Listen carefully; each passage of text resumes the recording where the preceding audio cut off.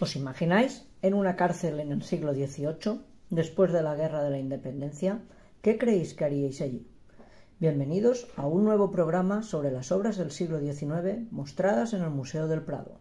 Hoy abordaremos el análisis histórico de una emblemática obra, tal vez no muy conocida, pero no por ello menos importante. En los siguientes apartados analizaremos brevemente la vida de su autor y, en segundo lugar, analizaremos la obra y profundizaremos en la biografía de su personaje principal. Acompáñanos a descubrir a nuestros personajes.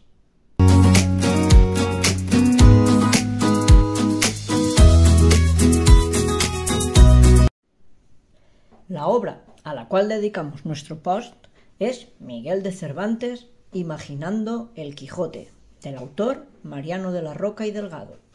La biografía de Mariano de la Roca no ha sido estudiada profundamente, pero sabemos que nació en Sevilla en el año 1825, que fue un pintor y escritor, y que estudió en la Escuela de Bellas Artes de San Fernando en Madrid.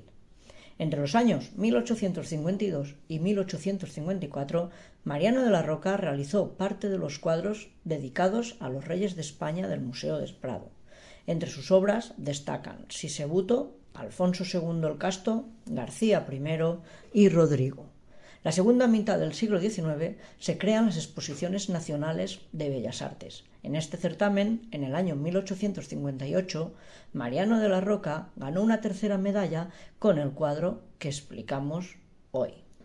Aparte de su vida artística, desarrolló el hábito de la escritura, publicando diversos tratados sobre técnicas utilizadas en pintura, así como una compilación de todas las prácticas de la pintura desde los griegos hasta el siglo XIX.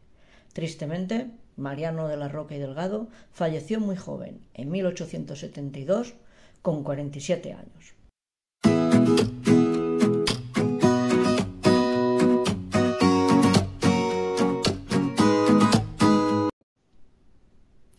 El cuadro que tratamos fue pintado a mediados del siglo XIX. En esta época es difícil encasillar al autor dentro de una corriente determinada. En el panorama español, el estilo pictórico que destaca en esta época es una mezcla entre el romanticismo y el realismo. Los temas que destacan son los marcados por personajes tradicionales, la literatura antigua, los héroes, etc. El artista se interesa por la expresión de los sentimientos, buscando la intimidad de estos personajes, explotando las miradas ausentes, melancólicas, enamoradas, etc. Temáticas que reflejan épocas pasadas de esplendor, como la Edad Media, idealizándola frente al concepto oscuro que se tiene en esta época sobre ella. Estos cuadros suelen estar poblados de fantasmas, brujas y monstruos, exotismo por un pasado misterioso y glorioso. El sentimiento romántico apoya el desarrollo del nacionalismo y la independencia de los pueblos tras la caída de Napoleón. ¿Conoces otros cuadros de esta época o imágenes actuales que reflejen estas características? Nombra algunos.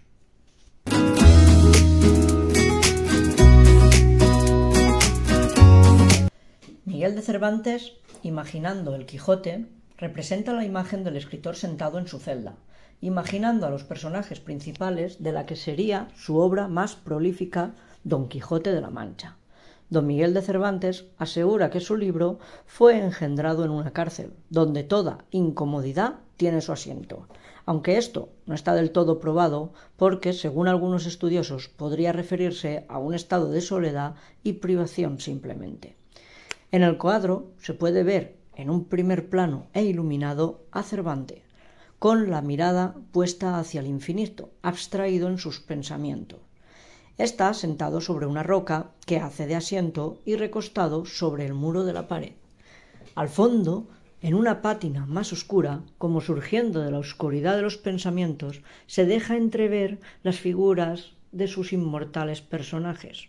Por un lado, la figura de Don Quijote, montado sobre su caballo con armadura y escudo relucientes, atendiendo a las explicaciones que parece estar haciéndole Sancho, vestido de paisano al lado de su burro.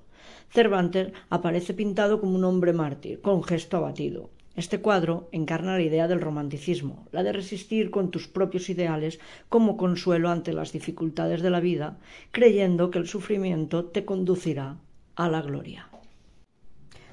¿Conocéis algún otro personaje que estuviera en la cárcel durante el siglo XVIII después de la Guerra de Independencia? ¿Hizo alguna cosa allí? Las dudas respecto a la imagen que estamos observando surge en cuándo y por qué estuvo Cervantes en la cárcel de Argamasilla. Según la fuente que utiliza el Museo del Prado, a través de la obra de Pellicer Vida de Cervantes, sugiere que estuvo preso en el año 1602 tras exigir el pago de una deuda, un hecho que es más una tradición que no una realidad.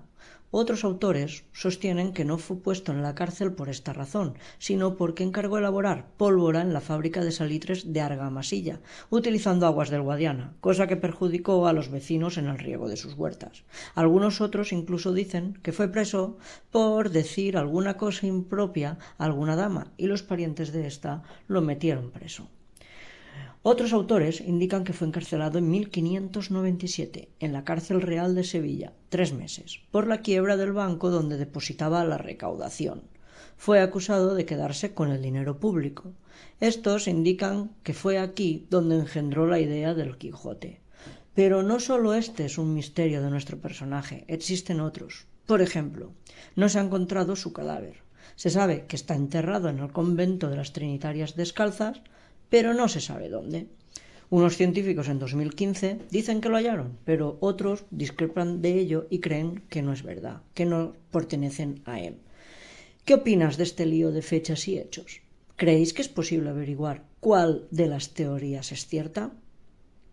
Bueno, y hasta aquí el podcast de esta semana. Nos vemos próximamente con más historias y curiosidades de este gran museo que es el nuestro, el de todos y todas.